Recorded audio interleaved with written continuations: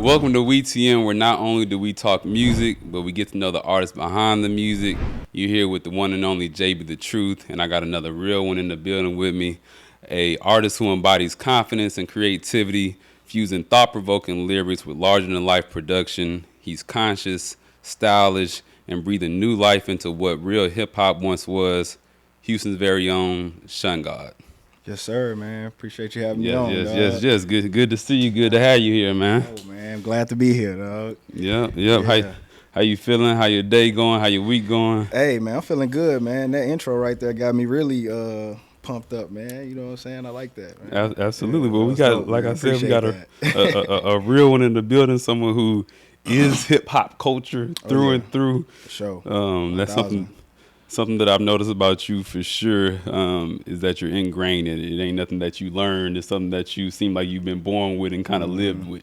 Yep. Facts. 100%, man. So that's dope. But before we get started with questions, I want to hit you with a this or that. Okay. So I'm gonna ask you some questions, rapid fire, and you just tell me this or that. Okay, bet. Cool. All right. Blunts or papers? Papers. Easy one. Easy. Late nights or early mornings? Early mornings. Easy one. Cones and caffeine. Get Yes, it. sir. Writing or punching in? Writing. Okay. R&B collabs or rap collabs? R&B easily. Okay, that's a surprising one. Interludes or skits? Shit. Skits. Okay. Catchy hooks or complex lyrics? Complex lyrics. He said that one with the swiftness. Yeah. Catchy hooks is live, but I'm You about that complex pen. lyrics for sure. Okay. Storytelling or wordplay? Wordplay. All right. And creating for yourself? That was a tough one. We gotta have to go back. Storytelling or wordplay? Take your time. Take your time. Storytelling or wordplay, man. I'm gonna have to go with storytelling. Okay. Yeah, I'm gonna have to go with storytelling. Yeah, for sure. And lastly, creating for yourself or creating for the culture? Creating for myself, which in turn I'm creating for the culture. So that's a two birds, one stone right there for sure. I like that. Yeah. No, I definitely think you do both. And like I said, if you are of the culture and you're creating for yourself, then that's going to in tune create for the culture as well. Yeah, facts. And you went back and forth on the storytelling or wordplay. Yeah. What was the thought process you had going into that one? Man, because I'm like, I started to think about like artists, you know what I'm saying? And for me, when I think of like wordplay, the first artist that come to mind to me is Wayne. Okay. And then when I'm thinking about storytelling, I'm thinking about like, Kendrick, Nas, Jay. And I'm like, damn, Wayne right there. But if I had to choose one or the other, you know what I'm saying, even with myself, like I like the times where I'm actually talking about something in my life rather than the times I'm just giving some dope ass wordplay. So Yeah. I had to really go back and step back and think about it because I like the wordplay shit too. But That's a good point, though. Wayne, one of my favorite artists as well. I know that's one of your favorite artists, but yeah, he is much more on the wordplay. You don't get that long storytelling that you get from some of the Kendrick Lamars and other artists that get into that bag. Well, and I really started to notice that with the they uploading Dedication 1, 2, and 3. Yeah. So I just I haven't listened to a lot of this shit in a minute, and I'm just like, dang, like Wayne is. If we just talking about just strictly just rapping about random things, probably the GOAT. You know what I'm saying? Yeah. Just rapping with no structure. Yeah, so that wordplay with Wayne is crazy for sure. That's a fact. Shout out to Wayne. Wayne been my GOAT. So Oh, for real? yeah. So we on the same page. But enough about them. We here with Shun Gawd today. Yes, sir. First of all, that's a bold name. You know what I'm saying? Man. Shun Gawd. He said he being godly. Yes, sir. So tell me where that name came from and what that means to you. Oh, man.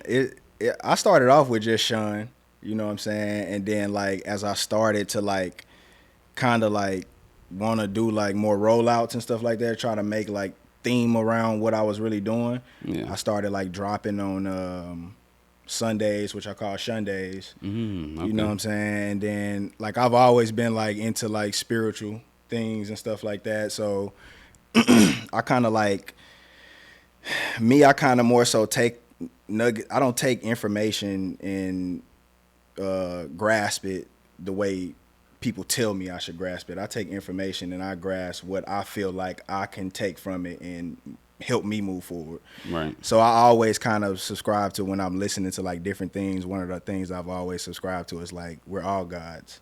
So me calling myself Shun Gawd is not really like, to other people it's a bold statement, but from my perspective it's just like, I'm creating out here just like you creating out here. I'm in your creation right now. You know what I'm saying? So you really, we all gods at the end of the day. I like that. That's humble. So you're not saying you above these niggas. Nah, you just hell saying, nah. we, Like I say all the time, God. I'm just a creator like you. Right. That's, you know what I'm saying? However you want to look at it. I'm just a creator like you, or I'm just a creator like you. However you look at creator. Like I like that. And I do think that's a good mindset to have, to being godly and to being spiritual and to realizing within yourself there's a greater power and a greater purpose that you can do whatever that you want to do. Yeah, for sure. So I think that confidence can go a long way, and obviously it's went a long way for you.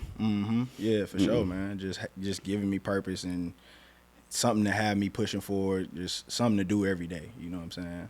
Like, people say all the time, man, you going hard. I just be like, well, what else am I supposed to be doing? You know? What else? You know what I'm saying? What else? Like, you get one life, you gotta live it and go after it. Exactly. So in your life, you moved around a bit.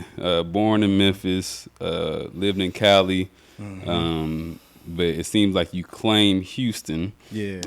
How has those different places shaped you? What influences have they had, and why is Houston home?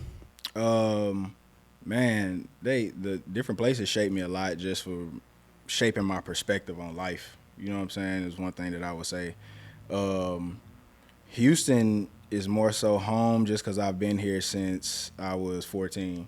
So it's kind of like where I became a man, where I grew up at, where it's kind of like the culture that I can cling on to the most out of all three. You know what I'm saying? Because in Memphis, I was there to middle of first grade, second grade. Okay, yeah. And I was back every summer, you know what I'm saying, visiting my dad and stuff like that. But, you know, I couldn't tell you what they was doing on a day-to-day basis after school and shit. Right. Like, you know what I'm saying? Yeah, you wasn't off the block yet. Yeah, and same thing kind of like with, so I moved from Memphis to Cali. We moved to Santa Barbara, California. I was only there for 2.5 years. Then I moved to Houston for the first time. I was on the east side of Houston. Okay. And I was over there in like North Shore area. I was only there until middle of 7th grade. Then I moved to Long Beach, California. Okay. Yeah, so, and then I was there. So it's like that's another reason why Houston is home, because like I said, I wasn't in these other places long enough to cling on to the culture like I was in Houston. You know what I'm saying? Well, we're glad to claim you. Sure. And Houston's a great city to be claimed by. What's your favorite thing about Houston? Oh, damn. I know it's a lot to choose from. To be honest, the women. Yeah. I feel like, man, Houston got some of the most beautiful women on planet Earth. We do. Hands down. We do. And I've heard it from multiple sources of people who travel, and like Houston women are top tier for sure. They are. I was about to say, I went of quite a few places myself, and I can't think of anywhere that compares. And that's including New York, and that's including Miami. Cali. That's including Cali. That's all of them. Yeah, it's no comparison. Yeah, so shout out to the beautiful woman of Houston. We love you. For sure. We love you. So being a rapper, you've been doing it, it seems like, from what I tracked, since around about 2016, as far as seriously, is that right? Yep. What was the moment, or rather, what did you notice about yourself that said, hey, I can do this, I can be a rapper, I am a rapper? I think it was more so when I first started it, I kind of picked it up naturally. You know what I'm saying? And before I started like writing, I was always the rap nerd. I knew about all the new rap that was coming out. I could write, recite lyrics front to back. You know what I'm saying? So it's like when I first started writing, I kind of like picked it up naturally. And I kind of felt like if I could do it naturally, why not see how far I can take this shit? You know what I'm saying? Because I kind of felt like that with basketball. Like I was a hooper in high school, and I feel like I was always naturally talented, but I never went to the workouts like all my homies. I never had a good AAU team that I played for in the summertime. You know what I'm saying? Because my people ain't want to pay the bread for none of that. You know what I'm saying? So it's like dang, this is like, let me see if I can actually go hard at this, and let me see where I could take it. You know what I'm saying? So that's really what it was. That's what's up, and I'm sure the passion had to be there because I relate to that sentiment where you can have the talent, it can come natural, but if you don't put in the work, then it doesn't matter. You know, so you kind of got to choose your hard, you got to choose your grind. Yep. And you decided the rap was going to be that for you. Yeah, cause I just feel like if, like I said, if I'm naturally picking this up, and I'm feeling like this is a gift from the Most High. You know what I'm saying? Like I feel like that's a disservice for me to not push it. You know what I'm saying? Just to see how much I can. I always use the analogy of like wringing out a tile. Like I gotta wring everything out of this motherfucker just to see what I can actually get out of it. You know what I'm saying? Get every drop. I like that. Yeah. Was there a moment in your career so far where that confidence kind of raised to a different level? Like, I guess originally you felt like, okay, it comes naturally. I want to put in the work. Was it right off the back when you were like, oh, no, I'm nice. I'm that dude? Or was there a certain point where it was like, all right, I'm Shun Gawd. Like, I really do this? Man, when was it, man?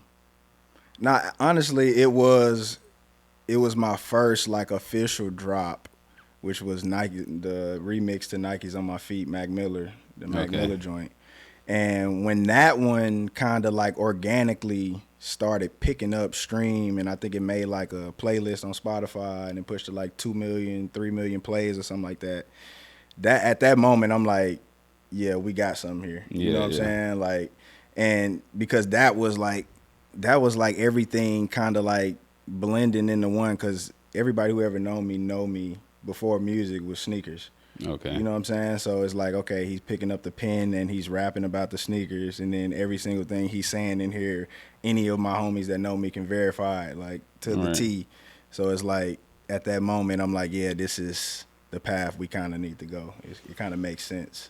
That's dope. And I thought, I saw that you were into fashion, and I thought maybe that was an extension of your artistry of being a rapper. But you're saying the fashion and you caring about shoes and that type of thing, that came even before the music. Yeah, like I've been the sneakerhead. Like anybody who've ever known me in the places that I've moved around to, they gonna tell you like, yeah, Marshawn always had the new kicks. Like, yeah, and the fashion just kind of came along with it. The fashion kind of came when I got to Houston when I was 14, and then it was kind of like, okay, because I was wearing, I want to say was I wearing uniform? I think I was wearing uniforms in school up until then, but at that point I had to kind of like start putting some fits together. Yeah. And then, you know, have to really learn. Yeah, with how uniforms, to you can still put the kicks on though. Yeah. You can be everybody the same from right here, but then look, you step out with some, fresh Jordans or whatever it is. For sure. Okay, that's what's up. But Yeah, the sneakers for sure was first before like the music and anything. The fashion kind of came along with the sneakers, but I always been like a sneakerhead, like you know what I'm saying, like a fiend for sneakers. And you came all that way to now even get your own brand deal with a hat company. Yeah. Tell me about, is that one of the hats from them as well? Or? Nah, this not one of mine. And I was about to wear mine too. I should have wore it, but this is not one of mine. But it's oh, that's Astro's hat. Yeah, it's Astro. Oh yeah, that's hella dope. Yeah, this is actually one of my other homies.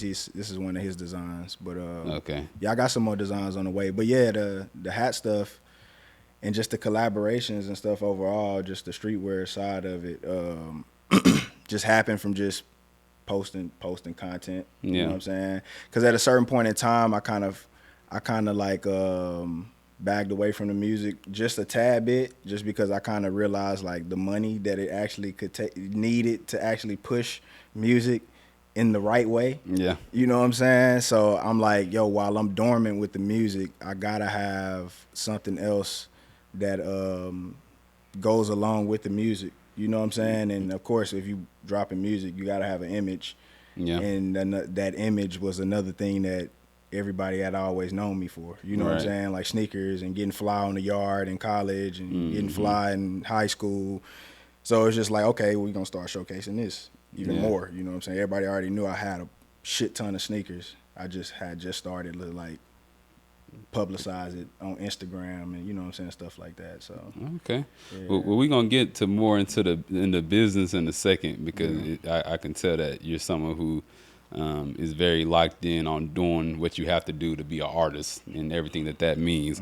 But let's get to the actual artistry for a second. For sure. So your latest album, Cones and Caffeine.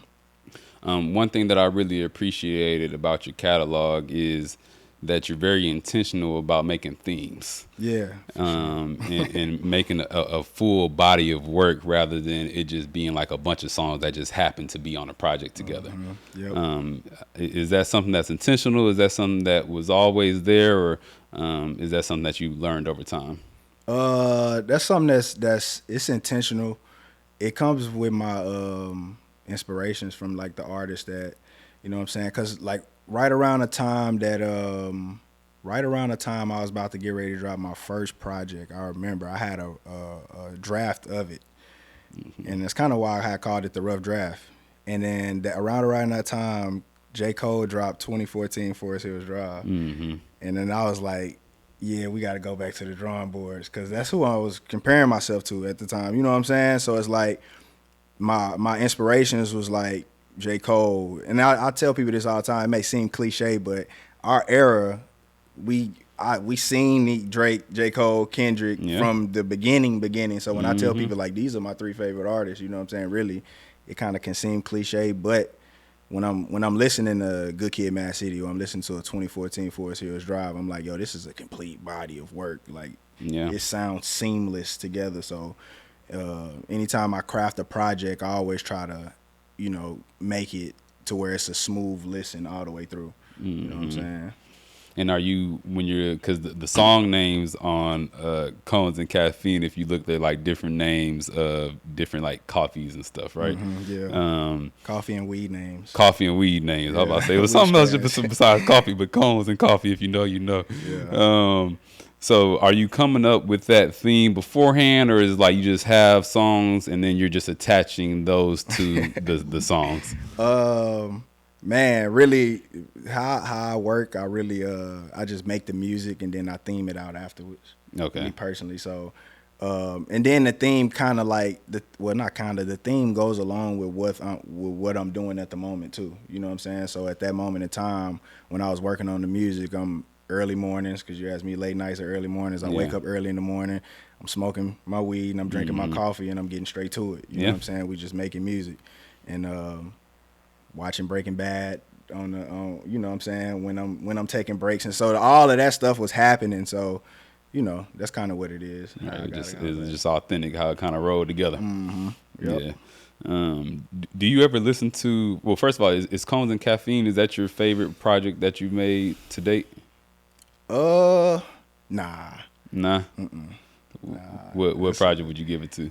My favorite project would have to be the Rough Draft 2, the one I dropped in March of last year. I agree.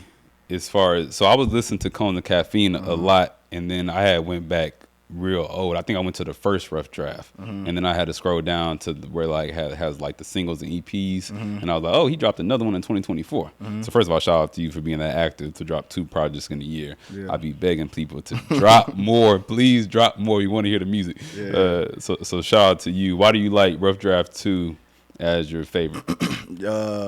Just because, how can I put it, man?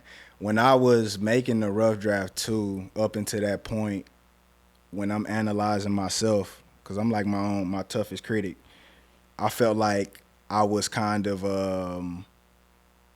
leaning more towards the cohesive projects.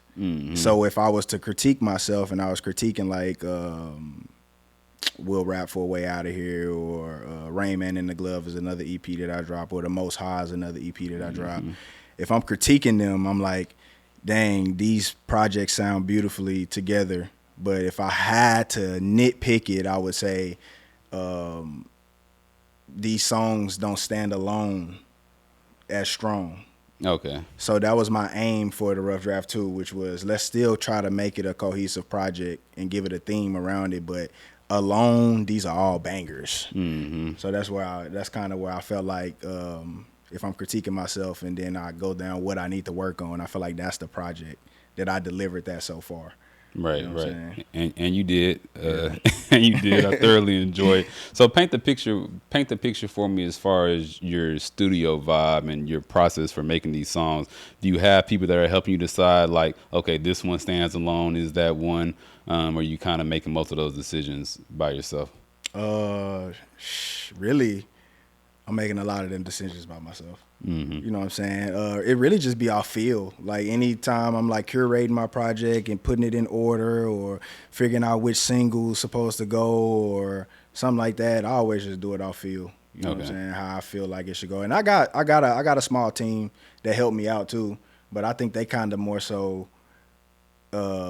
trust my judgment when it comes to the music side of it, because that's my hat that I wear Right. within the team. You know what I'm saying? Everybody got their own hat, so it's like, okay, we can give Marshawn, we can give him advice, but at the end of the day, his track record is they love all my projects, so it's like, okay, let's Yeah. let him get the final say so in that area. Let the artist be an artist. Yeah, facts. Do you have any songs that you feel like are underrated or people don't really tap into as much that you be like, y'all sleep on this? Man, yes, for sure. Really, all my shit, honestly, Yeah. truly.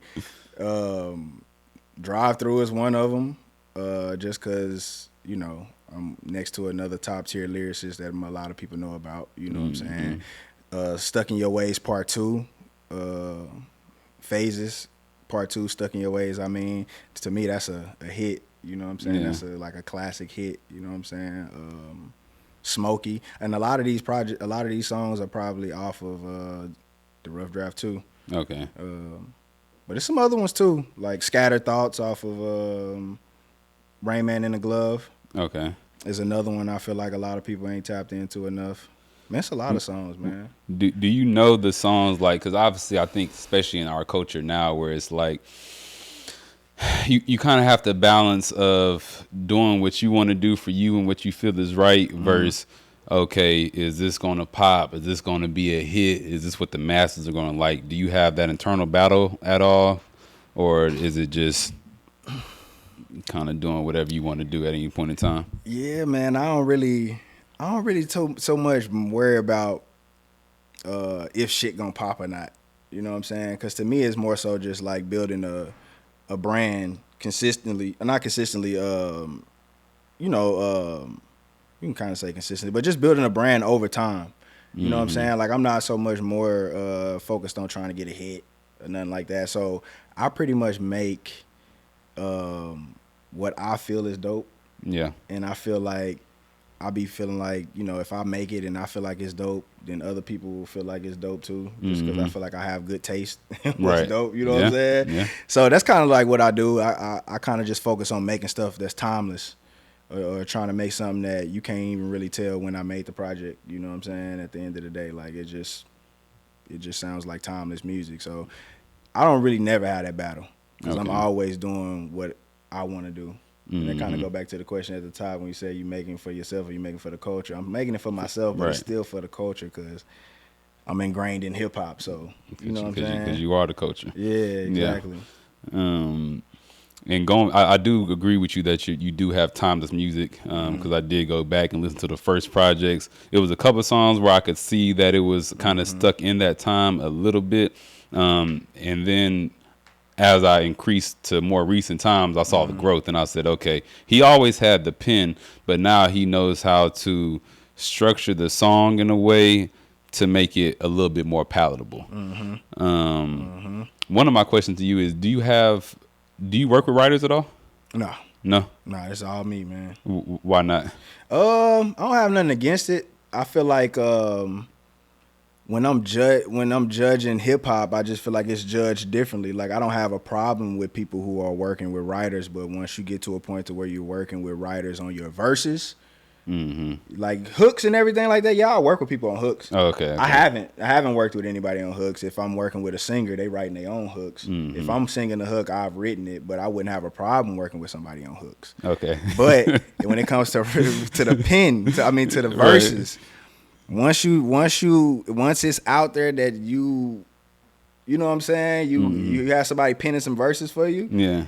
you out of a certain tier of people. I can't put you there no more. Drake, I love Drake to the fullest, but you know, you had the ghostwriter. I can't put you with the hoes. I can't put you with the Kendricks no more. I can't put you with the. You're a great artist, but I just can't put you there. So, like I said, my first project, I'm comparing my shit to 2014 Forest Hills Drive. So at the end of the day, I'm holding myself to that standard. So now I can't have nobody penning no verses for me. No, I get that. 1000%. I get that. One of the things that I noticed when I was thinking about the growth is I saw the I felt like the hooks did get better, but that's good that it's you, and then of course you have the features and the R&B people getting on the song, which is always amazing to collaborate with other people. Do you feel like, because I've heard you mention real hip hop a couple of times before, so explain what you mean by real hip hop. When did you hear me say that? Because I was trying to think. It could be with a I don't know what context I was probably using it in at the time, but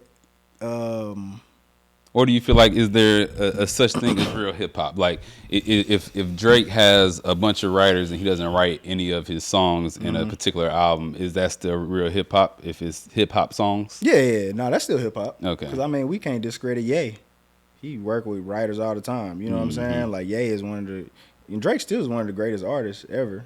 Ye up there, one of the greatest artists ever. So it's still hip hop. Yeah. But it's just like it's a certain tier of, you know what I'm saying? It's kind of like basketball. Like damn, like because of what KD did, I can't put him in a tier of these people no more. You know what I'm saying? Yeah. Like, nah, so it's like talking my language now. It is, because it's just like it's just like when and I say this all the time because I be debating basketball with my homies all the time. But when we talking about the upper echelon, we got to nitpick. I got to nitpick. You know what I'm saying? Because they so great. So it's just like that's one of the things I can nit. That's a fault that you have. That's a fact. It sounds like you're someone that's very prideful of doing it, you know, the right way and putting yourself in that class. Yeah. What do you think? Is there anything that you feel like you need to improve on, or that you're still growing in to put you in that class, regardless of the fame, the numbers? Because I think that just comes with time and the right team and all that. But as far as just you being an artist, is there anything that you think separates you from that top echelon of artists? Nah, not really. You know what I'm saying? Just putting out more classic projects, probably giving like a project that more so speaking to like my childhood or something like that, but which I feel like I've been kind of in between having that battle, because I'm like, yeah, am I gonna put the baby picture on the cover too? Right. Like, yeah, am I gonna be cliche and do that? You know what I'm saying? Yeah, so, yeah. but it's just like, if I am touching on those, you know what I'm saying, like what I could work on or something like that, that would probably, what they've done that I haven't done, probably something like that. And of course, if we want to talk about like the accolades, I don't know if you want to talk about like charting and stuff like that, but I don't really look at, you know what I'm saying, stuff like that, because Currency, one of my favorite artists all the time, and shit. You got good you taste. Know what I'm Yeah, saying? right. So, and that shit really, it matters, but then it don't matter at the end of the day. Look, basically, he's saying he been him, he gonna continue to be him. Hey. He might not have the machine pushing him right now, but your favorite artist, bar to bar with this guy right here, is Shun Gawd, and I'll stamp that my damn self. Man, I say it all the time. Like, I feel like I've been a GOAT. You know what I'm saying? Like, no, some no cocky shit. You know what I'm saying? But it's just like I love, and I just reposted this the other day. Benny the Butcher was like, you said I'm gonna be a legend soon. I'm a legend now. You know what I'm saying? Yeah. More people just gotta tap in. That's all it is. And that's what we here for. And being humble is overrated. So feel free to pop your shit at any point in time during this broadcast. For sure. What is your most exciting? What's the most exciting thing for you about being an artist? Just being able to express myself creatively. You know what I'm saying? Being able to release certain things like relationship issues, you know what I'm saying? Anything that's dealing with just my everyday life, you know what I'm saying? And really being able to cloak it too, kind of, to an extent to where it's like, yeah, you could think that I'm talking about you, but if I don't never come out and say that I'm talking about you, then am I really talking about you? Like, Right. you know what I'm saying? So Hide it's the like, timeline. it's almost kind of like being able to express myself and talk about certain things and get it off my chest and not have to say it directly to the person sometimes. You know what I'm saying? So like that's what I meant by kind of like cloaking it.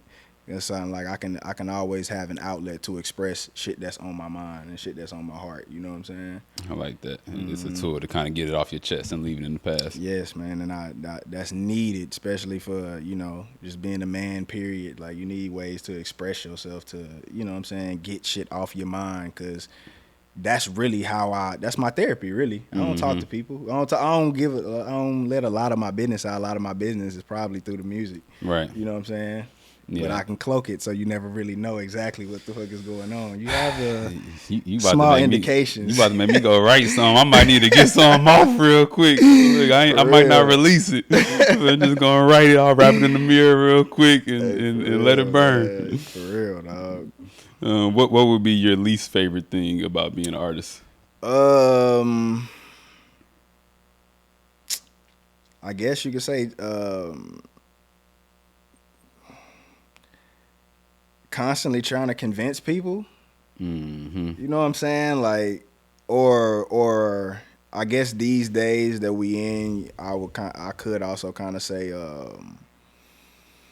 having that stigma of being an artist. Like, oh shit, you make music too? Like everybody make music. Like, oh damn. And I'll be like, yeah, but these niggas ain't making We not music. the Like, same. yeah, I'm not the same as you know what I'm saying. Like, but I'd probably say something like that too, of just having that stigma as an artist. It's almost like, oh yeah, everybody make music these days.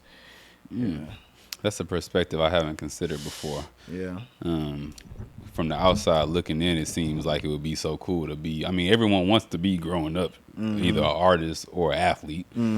So that's interesting that from your perspective of being an artist, people are coming to you on some, oh, you're like the masses rather than you're unique. Yeah. Yep. And I tell people all the time, like, everybody do everything. You know what I'm saying? It's just social media has given us the platform to put it out there. Everybody been rapping and beating on the tables. And that's a fact. Everybody been in the, you know what I'm saying, in the production and, you know what I'm saying, stuff like this. It's just like now we all have a medium to actually put it out there. We don't have to have no big, you know what I'm saying, middleman to actually give us the production that we need to showcase what we actually working on. That's really what it is at the end of the day. Right. and I believe in a life of abundance. So even if there's a million rappers out there, that doesn't mean there's not room for another million. Yep.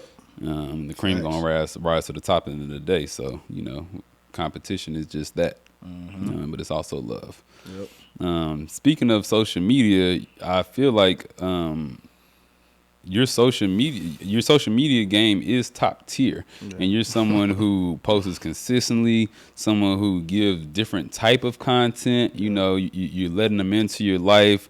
Tell us a little bit about that, about where did that marketing instinct come from, and how did you get to the point where you're at now with being able to have such good, diverse content?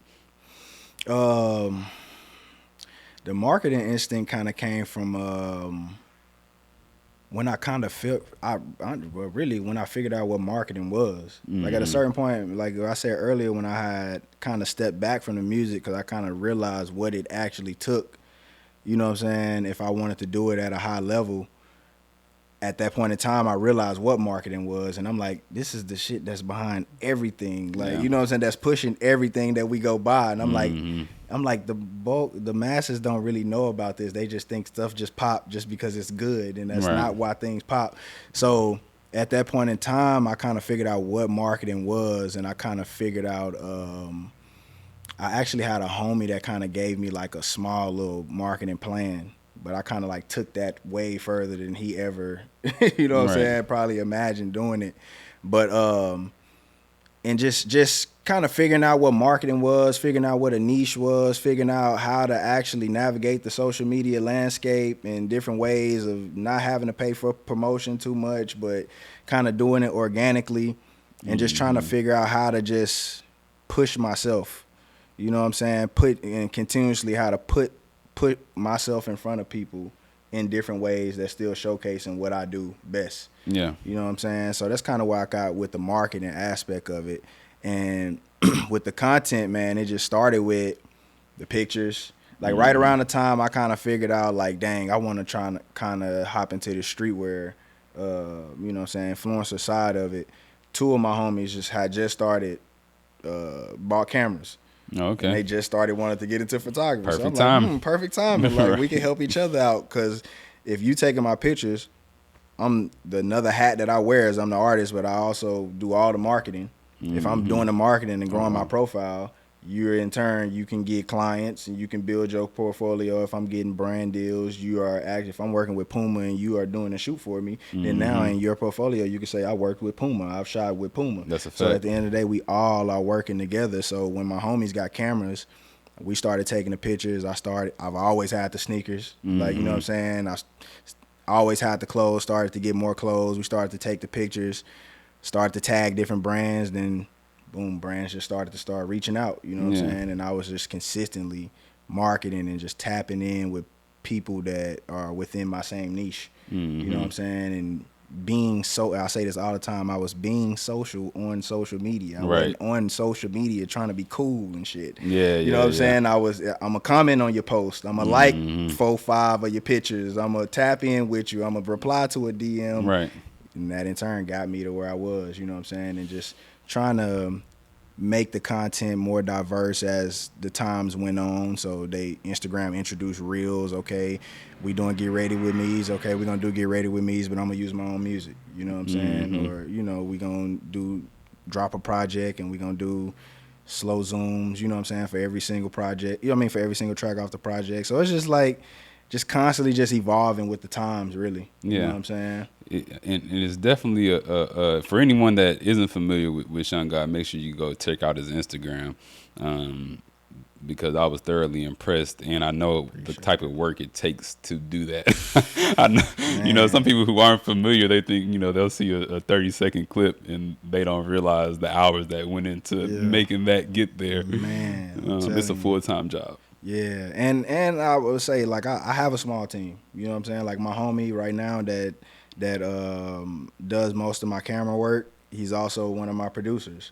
Like I said, we all wearing multiple hats, but, you know, it's the team too. Like, they give input, we help out with the editing. I got a creative director that helps me out with some of the concepts and stuff like that too. You know what I'm saying? As far as like the content wise, that's a hat that he wears. So teamwork too, man. That's why I tell you all the time. If you could find you a small, and it's just us 3 and one of my other homies, you know what I'm saying? But it's us 4. If you could find you a small team of like-minded individuals to where y'all can push each other forward and all y'all can scratch each other's back at the same time, which is like a perfect situation. Yeah. But if you can, you know what I'm saying? Like, I can hear the people behind the screen saying, well, how, Shun Gawd? How do I find my team? Like, you're saying it like it's so easy.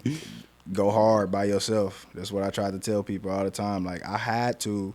They didn't just say, oh, yeah, Shun is my friend, let me help him out. They like, nah, yo, this nigga dropping some crazy shit. Yeah. Like, this nigga, he got it. Like, you know what I'm saying? So how about I help him out? You know what I'm saying? So that's really what it was. You gotta go hard first, and I had to convince my homies. Right, that's a fact. You know what I'm saying? At the end of the day, so build it and they will come. They ain't just gonna come out of nowhere. For sure. So let's talk a little bit more about your journey. We talked about you kind of moving around here and there, and you being a Houston artist, but you also have an East Coast delivery flow, tonality. How did that come to be? Is that from your influence as far as music, or how did you end up? Because I was listening. I said, okay, Memphis, Cali, Houston. He didn't even go that way. How did we get here? Man, and you know what's crazy is, I say this all the time. Like, when I'm analyzing like my journey as through my childhood, and like I said it earlier, like I didn't have a lot of cultures that I could grasp onto. So what I really felt like was my culture was sneakers.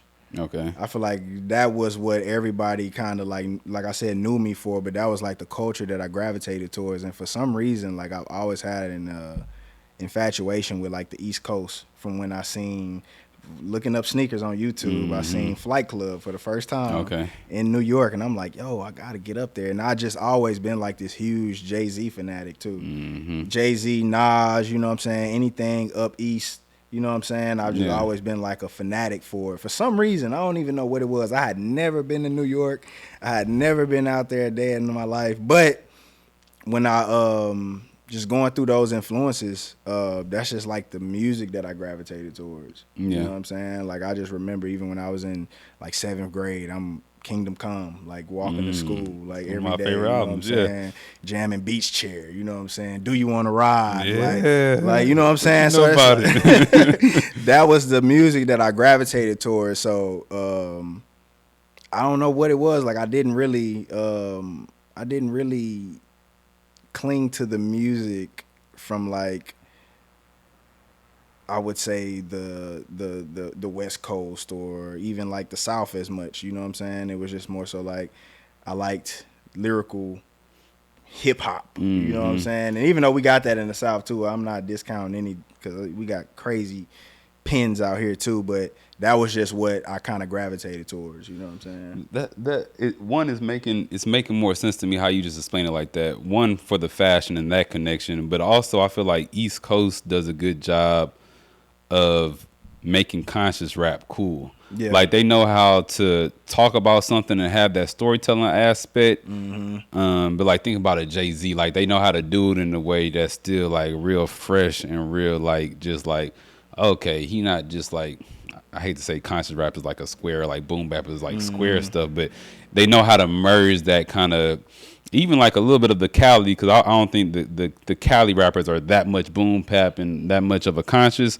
but they kind of have some of that drip going on with their delivery and with their sauce that allows them to have the duality of doing both, which I think you have as well. Yeah, man. Yeah, definitely. Like, and I it was something about and I think I kind of like I said I get like a lot of my delivery from like the East Coast, and I always say all the time like you can kind of tell from the artist that another artist likes, like what they kind of value in the music. So you know what I'm saying? So a lot of what I value, because Jay-Z is like my favorite artist, a lot of things that I value in the music, which you can see through mine, is the authenticity.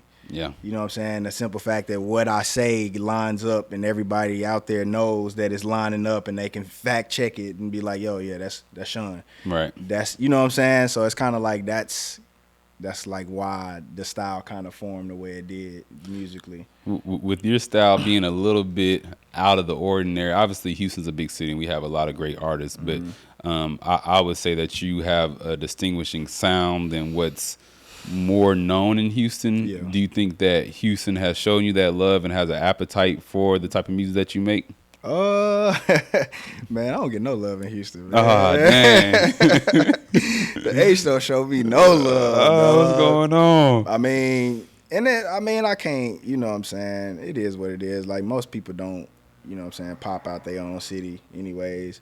And like I said, even though just a lot of people that's here that know me, they've always known me. You know what I'm saying? So it's kind of different. Like, I don't hold no grudges about it or nothing like that. But nah, I get the most of my love from like other countries and stuff like that. You know what I'm saying? And other cities for sure. But Houston don't really show me no love like that, man. That's crazy.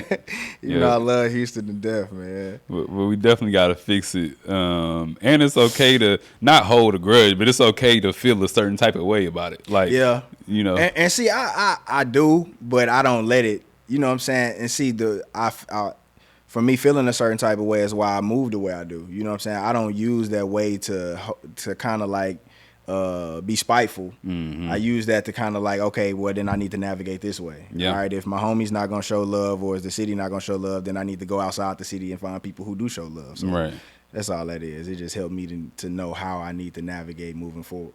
You know what I'm saying? That's dope. And on Rough Draft 2, Or was it Cones and Caffeine when you had the interludes with people from the different countries? Oh, that was the Rough Draft too. The Yeah. rough draft too. Yeah, I was like, I'm hearing the different accents. I wasn't looking at it on my phone, so I didn't see the places at first. But I was like, wait, that person sounds like they like from Canada or Europe, and then wait, Yeah. hold on, now it's from Africa. I was like, he got fans everywhere. Yeah. So what does that mean to you to have people that listen to you literally internationally?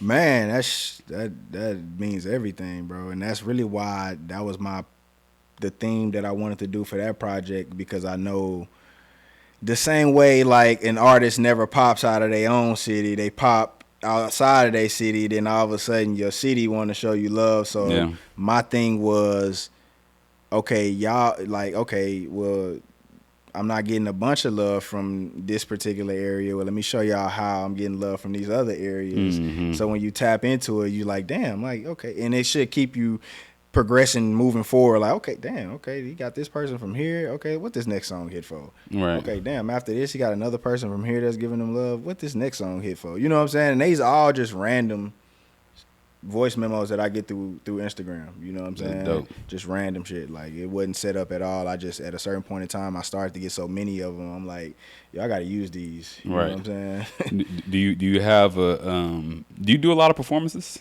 Not really. Not in the city a lot. Okay. You know what I'm saying? My last performance was like, not last year, but it was I think it was last year. It was in, no, it wasn't last year. It was the year before, actually. And it was at SOB's in New York.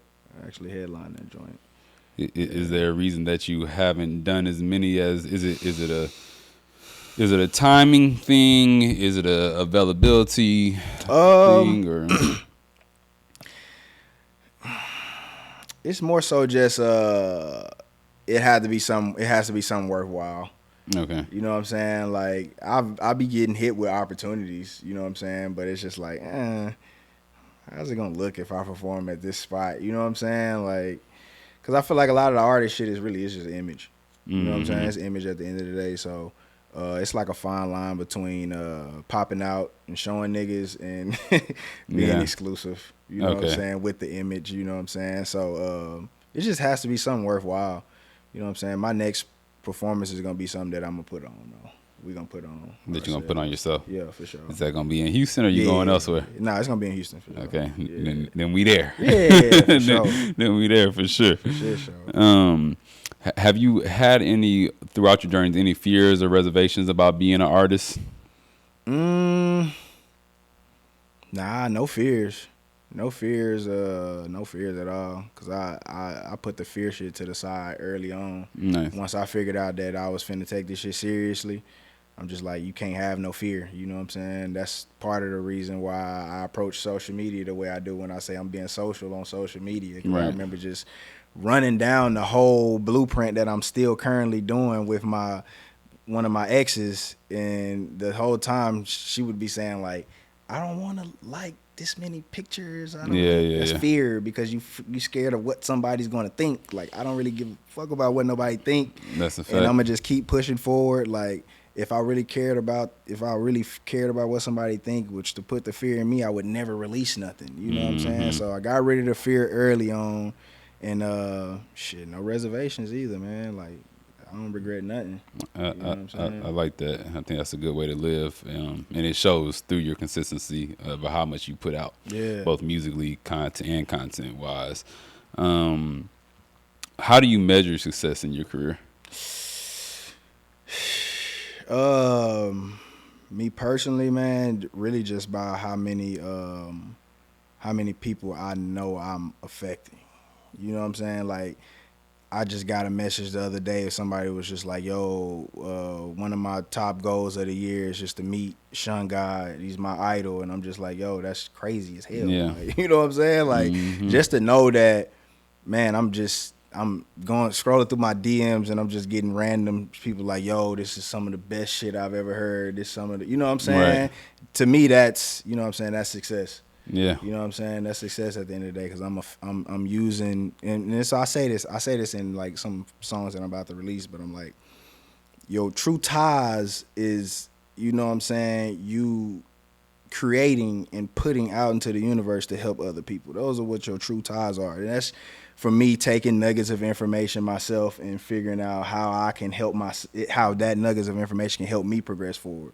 So it's like that's the success for me. You know what I'm saying? Putting stuff out there into the universe and people gravitating toward it and it's helping them. Or it's, you know what I'm saying, it's getting them through their day or some shit like that. You know what I'm saying? I love that. I love that. And that leads me one of my final questions, which may be repetitive to what you just said, but what would you want your legacy to be when it's all said and done? Oh, man. She's just one of the realest niggas to ever live. Yeah. one of the realest niggas to ever live, man. When they, you know, when my name come up, they like, yeah, he's solid. You know what I'm saying? He's solid. We know he was always him. He ain't never had to put on a front for nobody and shit. He was always him, no matter what. You know That's what a I'm saying? fact. Yeah. That's a fact. A real one from the start all the way until the end. Finish, man. Well, one, I appreciate you coming to sit down with us. You know what I'm saying? Chop it up. Sure. Is there anything that I haven't asked you that you wanted to talk about or that you want to? Yeah. Oh man, not that I can think of. Oh, we got merch available everywhere. There we go. Come on, go ahead and plug it in. We got merch available everywhere. ShunGawd.com. You know what I'm saying? Might as well plug in the socials. You can follow me everywhere. ShunGawd. I said ShunGawd.com. We can edit this stuff. You can follow me everywhere at ShunGawd. ShunGawd. That's on any platform, man. So. Yep. Okay, and if for the fans, the new fans that are tapping in right now. If there's any song that you would want them to listen to first, where should they start? Any platform, I would definitely say Spin That Drive Through, man. Shun Gawd featuring Mick Jenkins, produced by my boy Southern, man. Sure. Well, let's do it. Drive Through, Shun Gawd featuring Mike Jenkins. This is WeTM, where we talk music. Thanks for watching. Make sure you subscribe, share it, like it, and we'll see you next time. Love. What the fuck you say? What the fuck you know?